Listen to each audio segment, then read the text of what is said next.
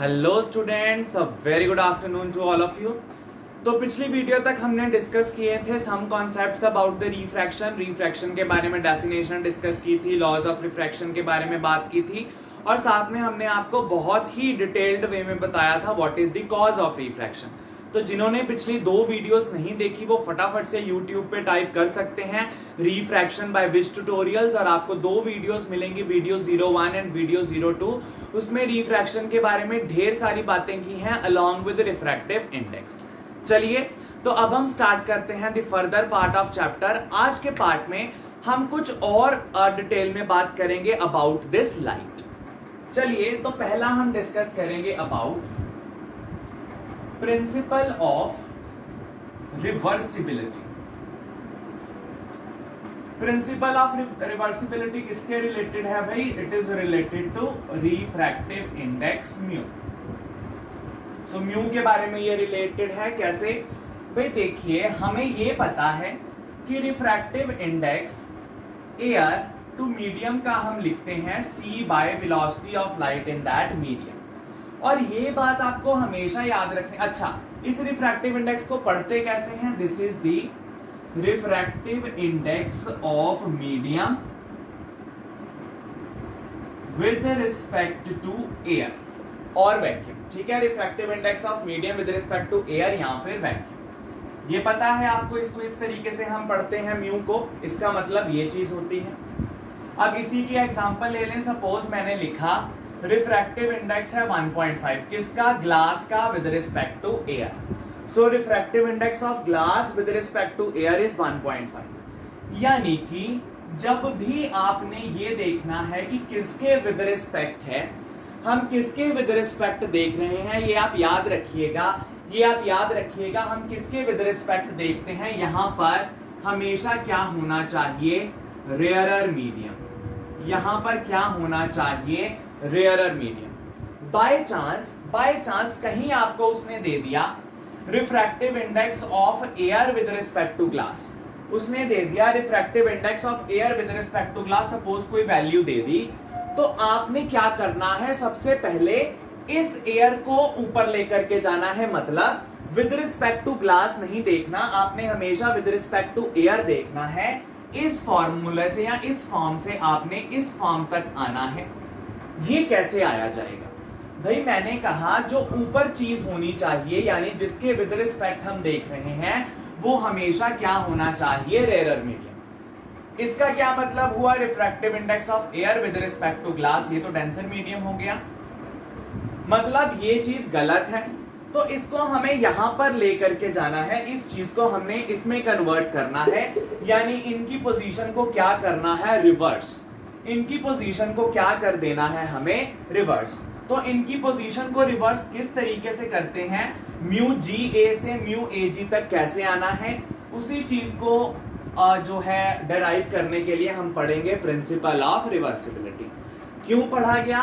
कई बारी हमें refractive index with respect to denser medium दिया होता है, लेकिन हमें हमेशा चाहिए with respect to rarer medium, तो इसको निकालने के लिए हम प्रिंसिपल ऑफ रिवर्सिबिलिटी जो है इसको यूज करते हैं। तो चलिए फटाफट से नोटबुक्स निकाल लीजिए। नोटबुक्स निकाल के बहुत ध्यान से हर एक चीज को नोट कीजिए, फिर हम देखेंगे कैसे होता है ये प्रोसेस। चलिए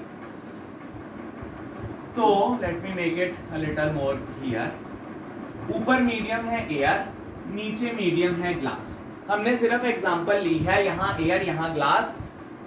आप यहां पर ऐसा भी कर सकते हैं 1, यहां पर 2 कर लीजिए। 1 यहां पर क्या कर लिया हमने? 2। अच्छा, अब देखिए रे ऑफ लाइट ओब्लिकली यहां इंसिडेंट हुई, यहां पर आपने नॉर्मल बनाया इस सरफेस पे, तो ये एंगल क्या आ गया? Angle of incidence. ये मीडियम एयर है, ये मीडियम ग्लास, ऑब्वियसली ये रेयरर हुआ, यहाँ पे लाइट फास्ट होती है, ये डेंसर, यहाँ पर लाइट की स्पीड स्लो हो जाती है। रेयरर टू डेंसर मूव किया, ये कहाँ मूव करेगा? टुवर्ड्स नॉर्मल, नॉर्मल की तरफ। Angle between refracted ray and normal is known as angle of refraction. अच्छा, अब मैंने क्या किया? यहां पर सपोज कीजिए आपने मिरर लगा दिया, यहां पर आपने मिरर इस एंगल पे लगाया, इन सच अ वे कि ये जो रिफ्रैक्टेड रे है ये जब ही आएगी तो ये 90 डिग्री का एंगल इस मिरर के साथ फॉर्म करेगी। इस फॉर्म में आपने लगा दिया कि ये जो लाइट आएगी और ये मिरर के बीच में एंगल क्या होगा 90 डिग्री, यानी मिरर भी आपने किसी एंगल पे लगा दिया ताकि इन दोनों के बीच में एंगल क्या बन जाए 90 डिग्री। अब रे ऑफ लाइट यहां से आ रही थी, let me use a different pen.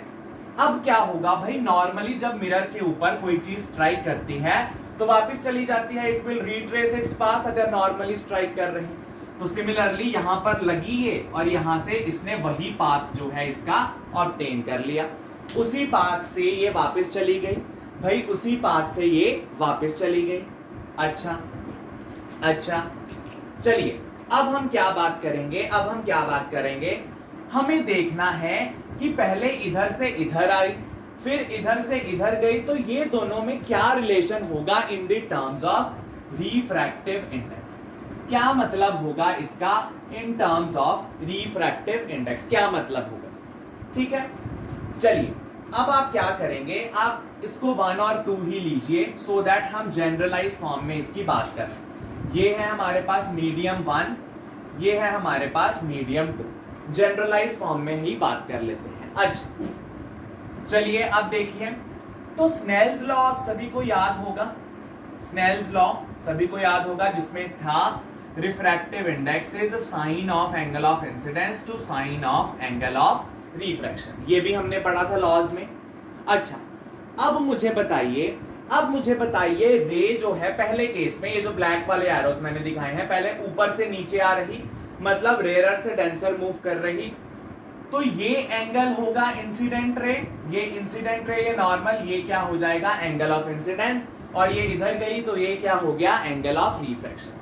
अब इसको कैसे लिखते हैं भाई, जहां से शुरू किया वहां तक, यानी 1 से लेकर के 2 तक, 1 से शुरू किया 2 1 2, यानी कि ये 1 से गई रे और कहां तक गई सेकंड मीडियम तक, सो 1 से 2, ये भी हमने सीखा था, ऐसे लिखते हैं। अच्छा इसको दे दीजिए नंबर 1, इसको हमने नंबर दे दिया 1 कि रिफ्रैक्टिव इंडेक्स क्या है 1 2, 1 से स्टार्ट करके 2 तक। अच्छा अब बात करें रेड वाले की, अब बात करते हैं रेड एरो की।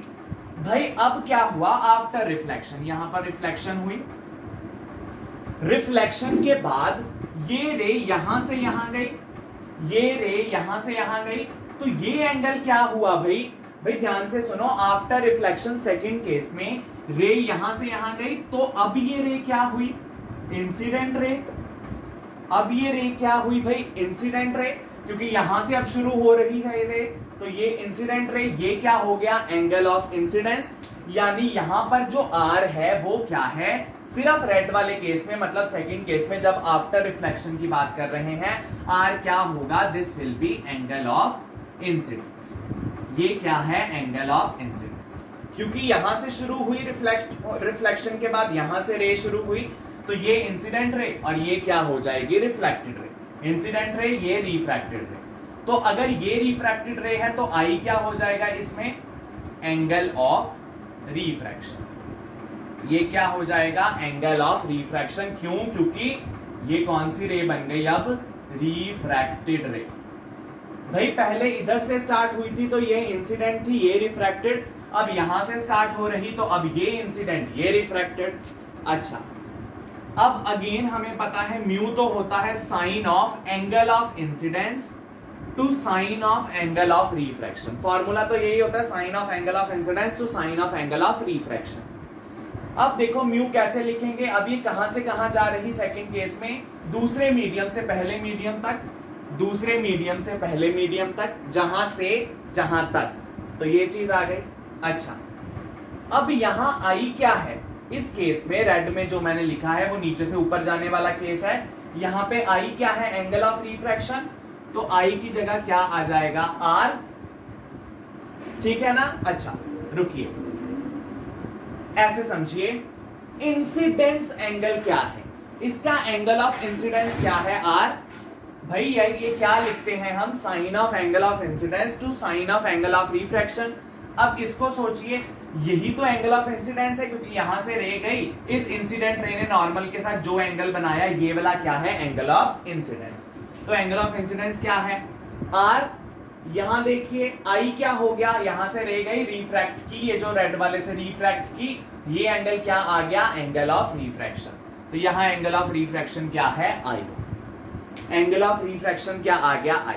भाई एक बार ये इंसिडेंस ये रिफ्रैक्टेड, अगले में ये इंसिडेंस ये रिफ्रैक्टेड, तो वो वैल्यूज उल्टी हो गई ऑब्वियसली। अब इसको हमने नाम दे दिया सेकंड, मल्टीप्लाई 1 and 2, 1 and 2 को मल्टीप्लाई कर दीजिए, μ12 इंटू μ21, लेफ्ट हैंड साइड को लेफ्ट हैंड साइड से मल्टीप्लाई, राइट हैंड साइड को sine i by sine r into sine r by sine i. तो हमने क्या किया, लेफ्ट हैंड साइड को लेफ्ट हैंड साइड से मल्टीप्लाई किया, राइट हैंड साइड को राइट हैंड साइड से मल्टीप्लाई किया, तो ये आ गया साइन आई के साथ sine i cancel, sine r के साथ साइन आर कैंसल, तो फाइनली क्या आ गया हमारे पास, equal to 1। This thing is equal to 1। ठीक है, अच्छा अब क्या कहेंगे, let me erase this part. अब शायद आपको इसकी जरूरत नहीं पड़ेगी। हमारे पास जो फाइनल रिजल्ट आया वो क्या है, वो है μ12 इक्वल्स टू μ21, हम sorry into this equals to 1, ये दोनों मल्टीप्लाई में इक्वल्स टू 1।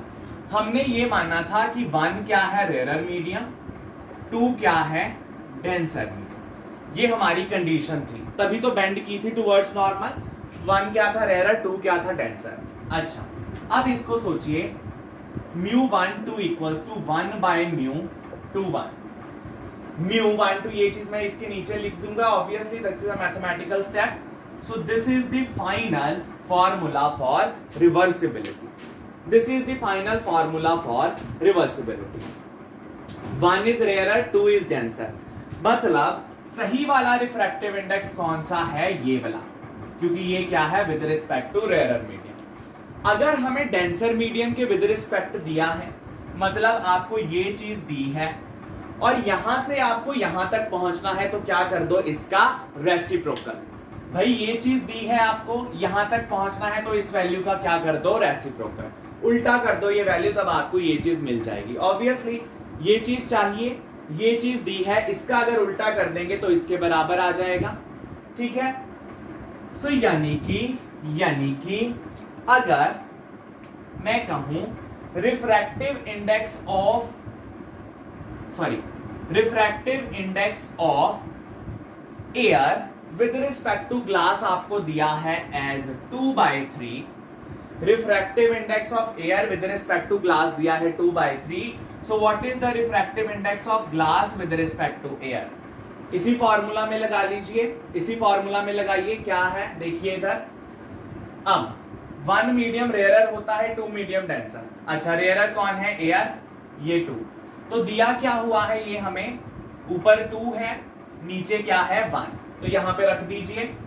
μ12 हमें चाहिए, μ21 दिया हुआ है हमें क्या, 2/3, सो 3 ऊपर ले गए, तो ये आ गया μ12।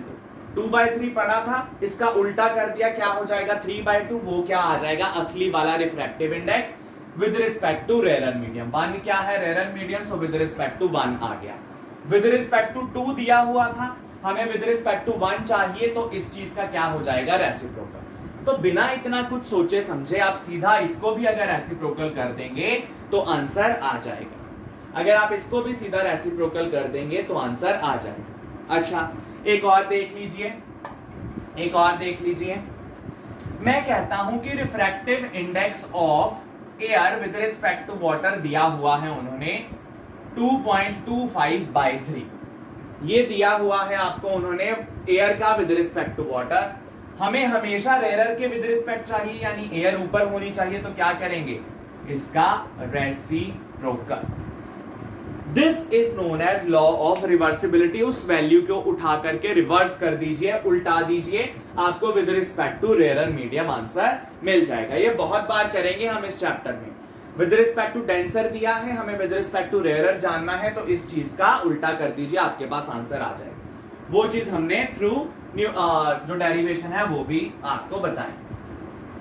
अच्छा, नेक्स्ट पार्ट पे चलते हैं भाई।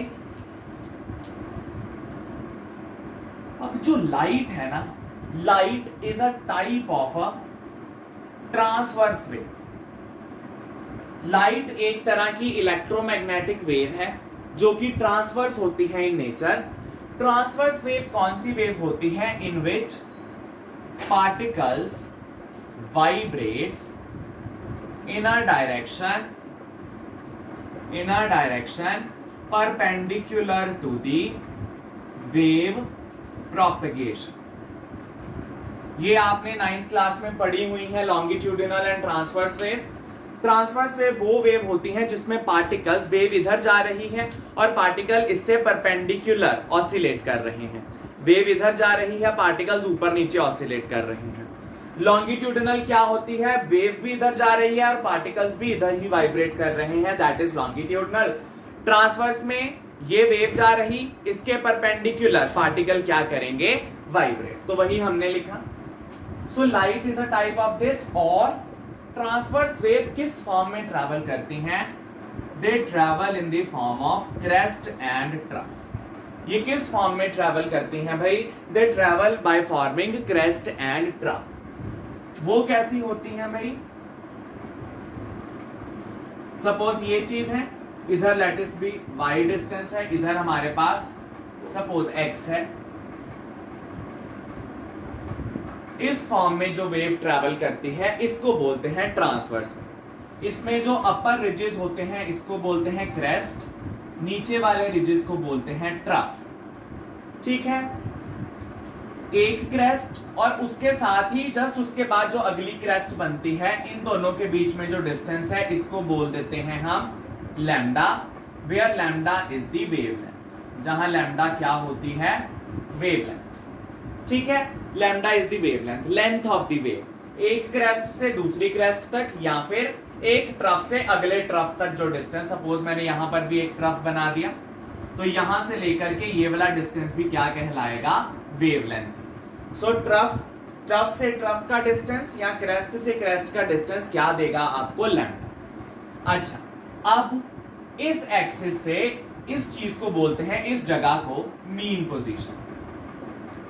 इस जगह को बोल देते हैं मीन पोजीशन, ये वाली जहां पे मैंने 0 लिखा है, ये वाली लाइन मीन पोजीशन। तो पार्टिकल्स इसके ऊपर भी वाइब्रेट कर सकते हैं, पार्टिकल्स इसके नीचे भी वाइब्रेट कर सकते हैं। अब देखो, पार्टिकल ने वाइब्रेशन बढ़ी बढ़ी बढ़ी और एक जगह पे मैक्सिमम हो गई, फिर कम हुई कम हुई कम होती गई, फिर दूसरी डायरेक्शन में बढ़नी शुरू हुई, फिर बढ़ गई, फिर कम होनी शुरू हुई, फिर अगली डायरेक्शन में बढ़नी शुरू हो गई। ठीक है जी, तो मैक्सिमम डिस्टेंस इस मीन पोजीशन से मैक्सिमम डिस्टेंस ये वाला पार्ट कर रहा है, जो मैंने बोल्ड से दिखा दिया आपको।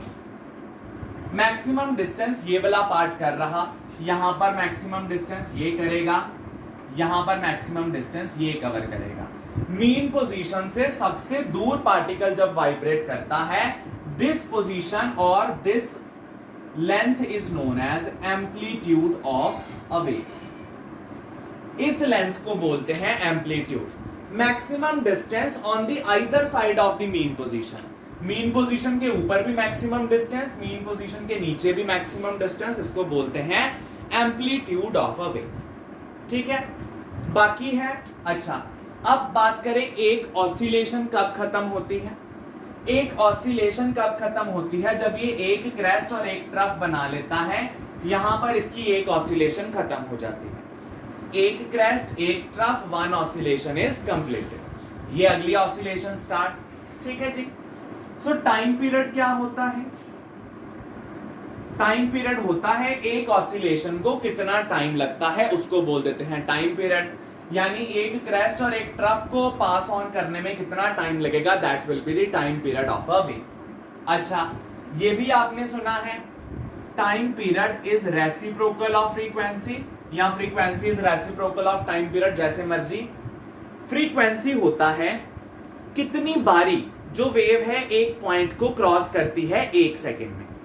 एक सेकंड में वेव कितनी बारी एक पॉइंट को क्रॉस करती है, that will B it's frequency. ठीक है, तो ये चीजें मैंने आपको इसीलिए जल्दी जल्दी बता रहा हूं, because this we have already discussed in class 9, इसीलिए हमने फटाफट से ये चीजें जो है पास ऑन कर दी। फ्रीक्वेंसी होती है कि एक सेकंड में एक पॉइंट से कितनी बारी वेव जो है वो ट्रेवल करती है, वो होती है frequency. This is the reciprocal of time period. इसको ये भी लिख सकते हैं, इसको ये भी लिख सकते हैं, ठीक है। जिस वे में भी आपको याद रहता है आपको लिख लेना है। तो ये बात की हमने ट्रांसवर्स वेव की, और जो लाइट होती है this is a type of a transverse wave, ये क्रेस्ट और ट्रफ की फॉर्म में मूव करती है। चलिए अब मेन बात करते हैं जिस पे हमने पहुंचना है।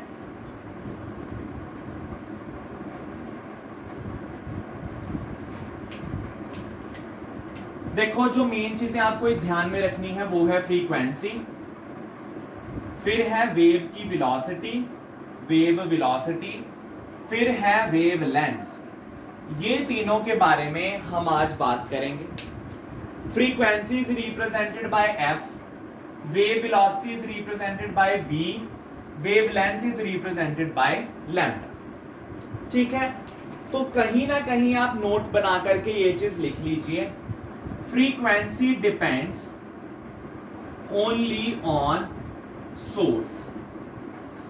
भाई फ्रीक्वेंसी को कोई भी चीज नहीं बदल सकती अनलेस एंड अनटिल सोर्स ना चेंज हो जाए। सपोज सन से जो लाइट आ रही है उसकी फ्रीक्वेंसी को हम चेंज नहीं कर सकते जितनी देर तक सन ना बदल जाए, सन की जगह कोई और ना आ जाए।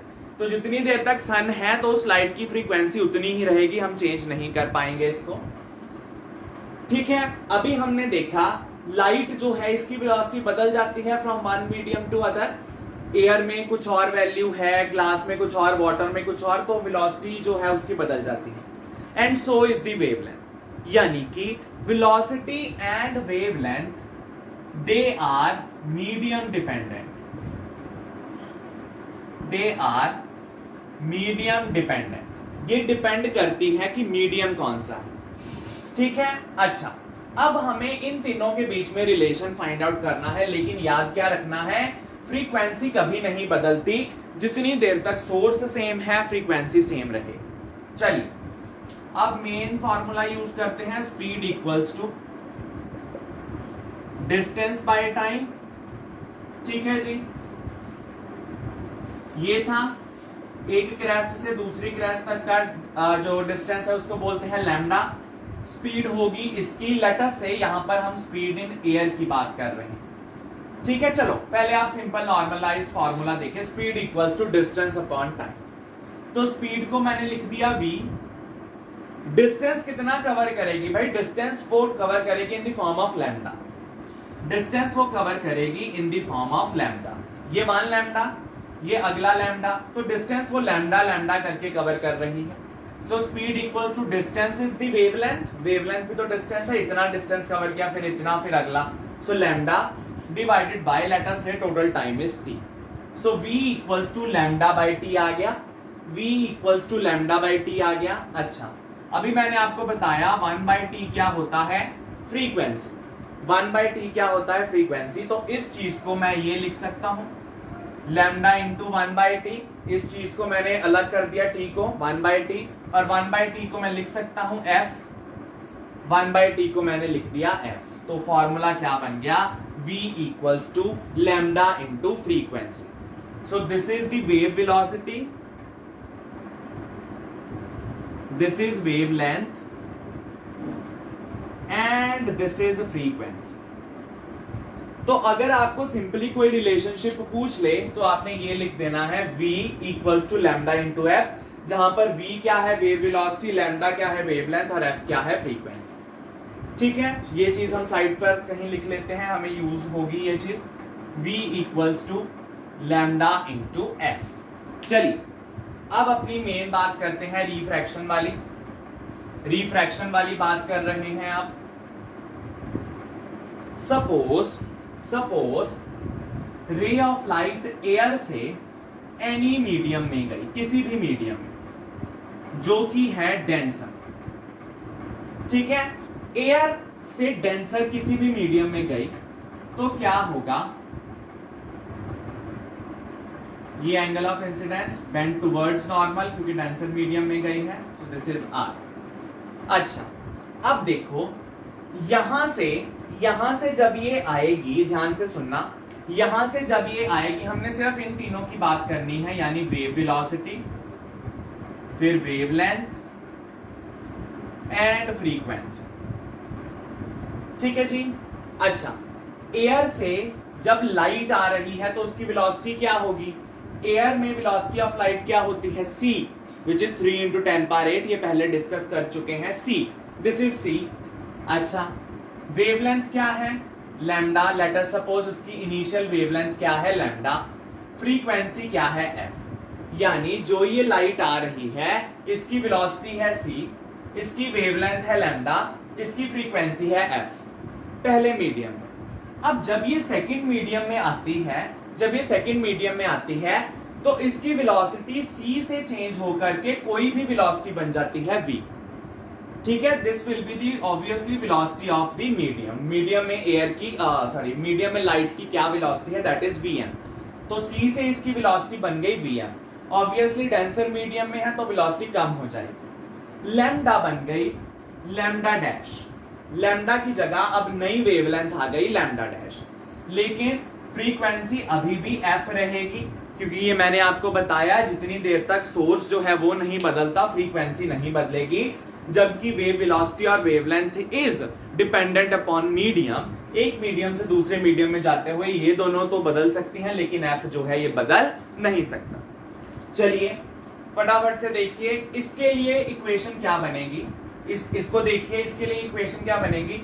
वेलोसिटी की जगह आ जाएगा c, बिकॉज एयर में वेलोसिटी इज c। लैम्डा की जगह लैम्डा, f की जगह f। तो ये हमारे पास बन गई इक्वेशन नंबर 1। फर्स्ट इक्वेशन बन गई ये हमारे पास। ठीक है, फटाफट से नोट कर लीजिए, बहुत ही इंपॉर्टेंट होती हैं चीजों को नोट करना। चलिए, अब दूसरे मीडियम में आया तो वेलोसिटी क्या बन गई? vm, ये वाली। लैम्डा भी बदल गई लैम्डा डैश, लेकिन फ्रीक्वेंसी क्या रही? सेम। फ्रीक्वेंसी क्या रहेगी? सेम। ठीक है, क्या करेंगे भाई? Divide 1 and 2। 1 और 2 को डिवाइड कर दीजिए। चलिए, मैं पहले ये लिख रहा हूं 1, इसको डिवाइड किया मैंने 2 से। c बाय vm, यहां आ गया लैम्डा डैश और f बाय f। सो vm, लैम्डा डैश और f। 1 को 2 के साथ डिवाइड कर दिया मैंने, सो 1 मैंने ऊपर लिख दी डिवाइडेड बाय 2। चलिए, अब क्या हुआ? हमें क्या हो गया? f से f कैंसिल, इसीलिए हमने डिवाइड किया कि एक क्वांटिटी कैंसिल हो जाए। f के साथ f कैंसिल होने के बाद इक्वेशन क्या बनी? Lambda by lambda dash equals to c by vm। Lambda by lambda dash is c by vm। अरे कहीं ये फॉर्मूला देखा तो नहीं हुआ हमने? कहीं ये फॉर्मूला देखा तो नहीं हुआ? बिल्कुल देखा हुआ है। This is the refractive index of medium with respect to air. क्या होता था?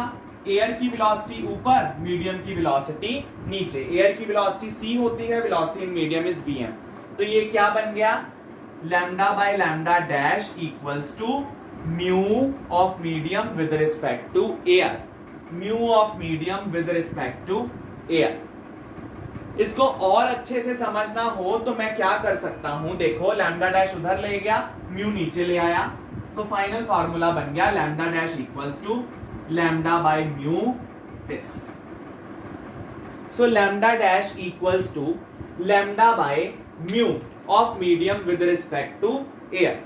Of medium with respect to air, ये चीज बन गई। Lambda dash equals to lambda by mu of medium with respect to air. तो ये हमारे पास रिलेशनशिप आया बिटवीन न्यू वेवलेंथ, जो कि इस मीडियम में जाकर के अपनी एक्वायर करेगा, और रिफ्रैक्टिव इंडेक्स। इस मीडियम का रिफ्रैक्टिव इंडेक्स क्या है? चलो, अभी मैं आपको एक इसी की फीलिंग भी दिलवा देता हूं कि इससे कैसे हमें पता चलेगा वेवलेंथ का असर। कैसे पता चलेगा हमें वेवलेंथ का असर? देखिए इधर, lambda dash is lambda by mu of medium with respect to air. ये चीज हमने शायद पिछली वीडियो में या उससे पिछली वीडियो में कहीं ना कहीं डिस्कस की है कि अगर हमें रिफ्रैक्टिव इंडेक्स की बात करते हैं और हमारे पास ऊपर रेयरर मीडियम पड़ा है, अगर ऊपर रेयरर मीडियम पड़ा है तो इसकी वैल्यू क्या आती है? Greater than 1। इसकी वैल्यू क्या आती है, हमेशा ग्रेटर देन 1। अगर ऊपर रेयरर पड़ा होगा तो वैल्यू क्या आएगी, ग्रेटर देन 1। अब देखो भाई ये तो कांस्टेंट है उसकी, जो पीछे से आ रहा है वो चीज तो कांस्टेंट है उसकी, एयर से आ रहा है, एयर में वेवलेंथ तो नहीं चेंज होगी, तो ये चीज तो कांस्टेंट है। मीडियम में जाकर के उसने अपनी वेवलेंथ को चेंज किया, उसने मीडियम में जाके अपनी वेवलेंथ को चेंज किया, सो मैं कह सकता हूं lambda dash is inversely proportional to this thing, is inversely proportional to this thing. यानी कि अब देखो क्या होगा, अगर रिफ्रैक्टिव इंडेक्स बढ़ेगा, अगर रिफ्रैक्टिव इंडेक्स बढ़ेगा तो वेवलेंथ कम हो जाएगी। With increase in refractive index wavelength will decrease. कैसे? सपोज ग्लास का रिफ्रैक्टिव इंडेक्स है 1.5, डायमंड का रिफ्रैक्टिव इंडेक्स होता है 2.4। तो अगर आपको उसने पूछ लिया बताइए इन दोनों में से वेवलेंथ किसकी कम होगी, तो ऑब्वियसली जिसका म्यू ज्यादा है उसके विद रिस्पेक्ट जो वेवलेंथ है वो क्या हो जाएगी, कम। यानी जब लाइट एयर से ग्लास जाएगी तब उसकी वेवलेंथ ज्यादा होगी, जब एयर से डायमंड जाएगी तो उसकी वेवलेंथ कम हो जाएगी, क्योंकि डायमंड का रिफ्रैक्टिव इंडेक्स ज्यादा तो वहां पर वेवलेंथ विल डिक्रीज। ठीक है जी। सो ये हमने आपको थोड़ा सा इसका सार दिया कि फटाफट से ये कैसे पता करना है कि दूसरे मीडियम में जाके वेवलेंथ बढ़ेगी या कम होगी। भाई यहां पर रिफ्रैक्टिव इंडेक्स है with respect to rarer medium, तो इसकी वैल्यू तो हमेशा 1 से बड़ी ही होगी, कभी भी 1 से कम नहीं होगी। तो यानी इसके बढ़ने से ये चीज क्या हो जाएगी, कम। जब भी ये बढ़ेगा ये चीज क्या हो जाएगी, कम। सपोज ये हुआ 2, फिर हो गया 3, सो एनीथिंग जो पहले 2 से डिवाइड हो रही थी अब 3 से डिवाइड होगी, तो मतलब इसका जो मैग्नीट्यूड है बढ़ने से ये चीज क्या हो जाएगी, उतने टाइम्स ज्यादा डिवाइड होगी, तो ऑब्वियसली ये चीज क्या हो जाएगी, decrease. With increase in refractive index wavelength will decrease. ठीक है, तो ये आज हमने आपको 2 कॉन्सेप्ट्स के बारे में एक्सट्रीम नॉलेज दी जो कि थे हमारे पास about the wavelength, as well as जो भी हमने पहले कॉन्सेप्ट डिस्कस किया था रिगार्डिंग रिफ्रैक्टिव इंडेक्स, वो भी चीजें जो थी बहुत ज्यादा इंपॉर्टेंट है। ऑलराइट, तो वीडियो काफी लंबी हो चुकी है, इसको यहीं पर पॉज दे करके हम इस जो हमने आज डिस्कस किया है वो आपको बहुत अच्छी तरीके से पढ़ना है बुक से भी, ताकि आपको जितने भी न्यूमेरिकल्स दिखते हैं उसके आसपास आप वो क्लियरली सॉल्व कर पाएंगे। Alright, so this was all about this part of the chapter. In next video we will start with the refraction through a rectangular glass slab. Rectangular glass slab में refraction कैसे होती है उसके बारे में हम बात करेंगे।